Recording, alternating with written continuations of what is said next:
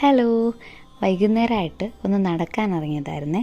ഞങ്ങളുടെ വീടിൻ്റെ തൊട്ടപ്പുറത്തൊരു വീട്ടിലെ മൾബറിയുടെ 2 വലിയ മരങ്ങളുണ്ട്. അപ്പോൾ അവിടെ ചെന്ന് മൾബറി പറിച്ച് കഴിക്കുക എന്നതാണ് പ്രധാന ലക്ഷ്യം. അതാ ഈ വീട്ടിലാണ് മൾബറി മരം. ചെന്നപ്പോൾ ഞങ്ങൾ പ്ലിങ്ങായി. കാര്യം സംഭവം പഴുത്തിട്ടില്ല. ഇനി ഒരു 4-5 ദിവസം കൂടി പിടിക്കും പഴുക്കാൻ. പഴുത്ത് കഴിഞ്ഞാൽ കറുത്ത നിറത്തിൽ നല്ല മധുരത്തിൽ നല്ല രസമാണ്.